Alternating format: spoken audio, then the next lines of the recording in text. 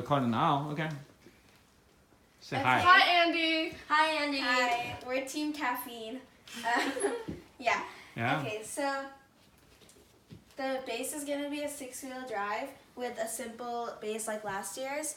It's going to be sturdy and heavy, but still fast and small. So the intake is going to be a vacuum style intake. We explored that a little bit on Monday. And it's basically going to be like a gear with a rotating sprocket, and it has chains attached to it. It's going to be 2 motors max because we have an 8 motor limit and we need 6 for the drive chain, and probably just 1 motor actually. And through code, this vacuum will be able to spin both directions to make it more efficient and versatile. Okay, so the first idea for the stacker is over here. This is a diagram for it. So it has the vacuum on top that we were mentioning earlier. Thanks. And then it can fold up and down like this.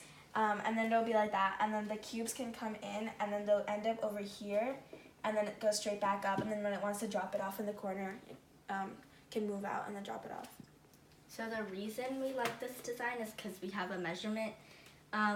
We have a measurement requirement that we have to fulfill. So this, when it's able to fold up and down, it can be able to pick up cubes, and then it will also be able to fold it back up because we have full extension throughout the entire field this year. Mm-hmm.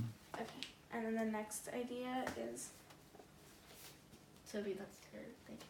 Oh yeah, this is, I guess, the stacker. Similar to the Enigma's design, you're stacking from the bottom, but unlike this design, the intake is attached. It's not separate from the cube holding mechanism.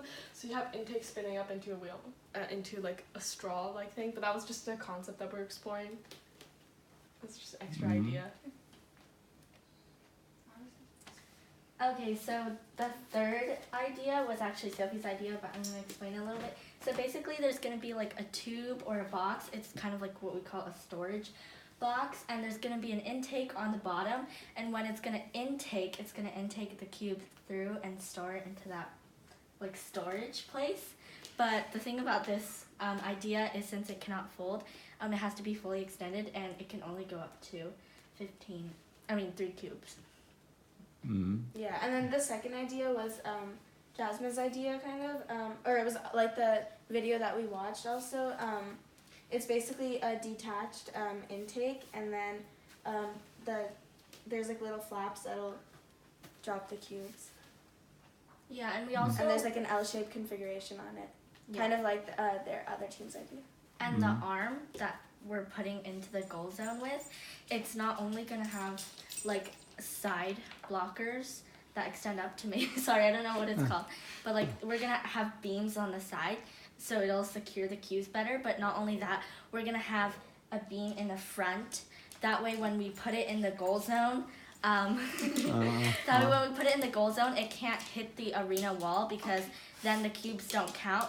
So to prevent that, and also to make sure it's more stable, we can put a beam in the front, and I'll just open up, let the cubes out, and it'll also make sure it doesn't hit anything, and it'll make sure that we actually get those points. Yeah.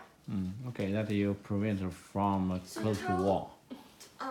Tell us how you arrange the motors, how you allocate motors. So the motors, there's 6 of the motors are going to be used for the base, or if we use chains then it might be less, but we're not sure right now. And then so for the vacuum intake, it'll be 2 motors. I think what we're originally planning on doing is a 4-wheel base drive, and then we'll have 2 for the intake, and then 1 for adjusting the flaps. Total, how many can you use?